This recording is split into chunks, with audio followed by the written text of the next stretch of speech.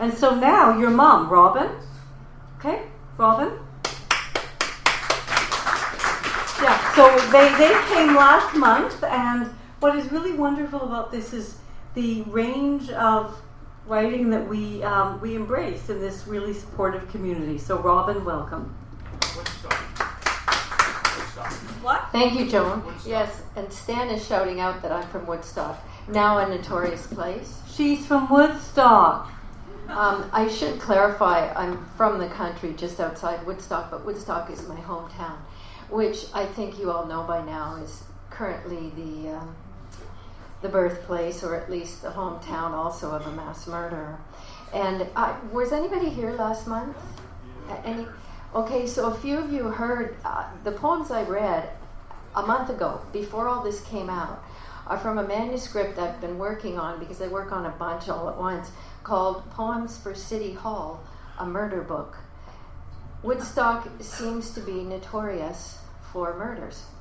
And I read 3 poems about a different murder in Woodstock, and lo and behold, it's a sad reality that now I've got new material to put in the book.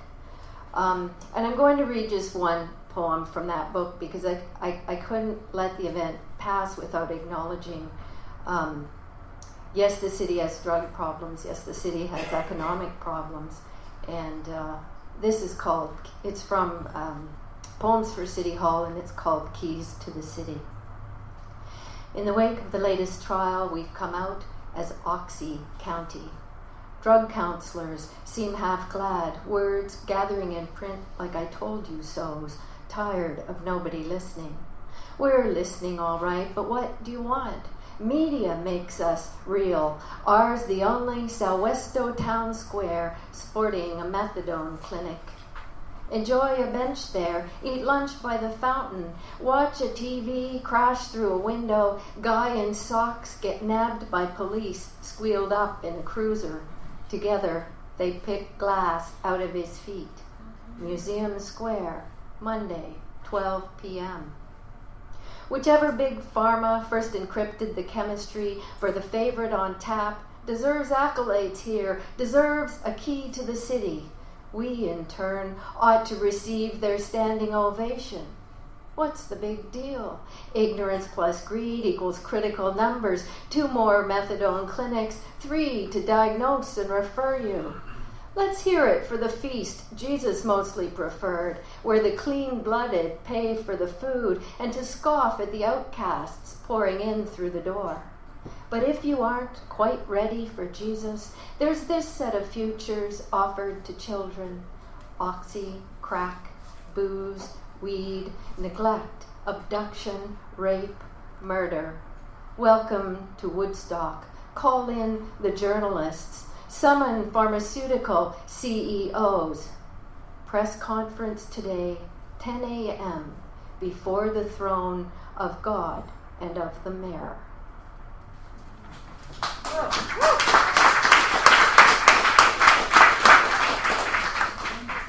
And now we'll lighten up. This poem's called Mummies, and it's sort of in honor, well, I'm reading it because we just had Halloween. Mummies. Introduced by me to the joys of secondhand, my mother bought a Halloween mug.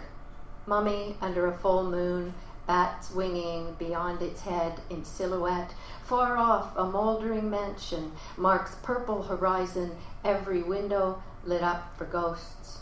Bandages unraveling, eyes glaring through slits. One upheld hand waves clumsily, other arm akimbo. I imagine some mummies dance, shuffling undead feet, rustle of wrapped limbs. As the cup rotates, there's another mummy, spitting image of the first, and fingertips about to touch like they think they're Michelangelo's. God and Eve, 2 weary monsters, give it their best above a tilting iron fence. The graveyard, no doubt, which they lately left. I fill the kettle. We'll take turns with the cup, try to hear each other above our genial, shambling dances. Whoa.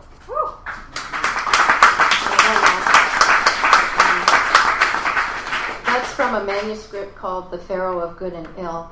And I think this one is too. There was a little poetry challenge, write a poem about socks. So this is called Socks. Iconic monkey. White rims on horses' pasterns. Pastel wads dotting the teenage floor.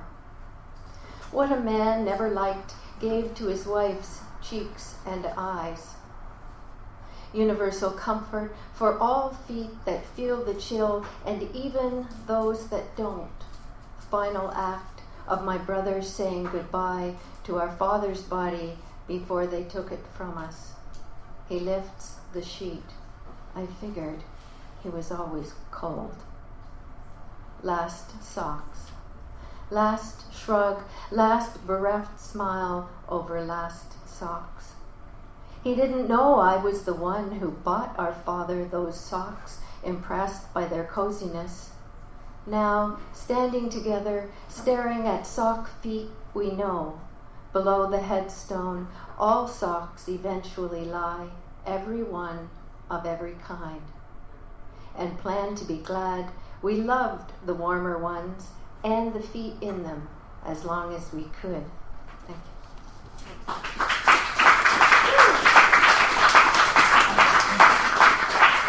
Thank you, Robin. Yeah, and so Woodstock, this is like too weird, right? I don't know if I'm a psychologist. My day job, my night job is being a poet, but there have been so many suicides of teenagers in Woodstock, Ontario, and attempted that we become the suicide capital of the world. So it's very disturbing, and now we have this like horrible, right, situation that's just happened. But out of this, we have to rise up, right, as poets, writing about it. So thank you, Robin, and Zoe, your beautiful daughter.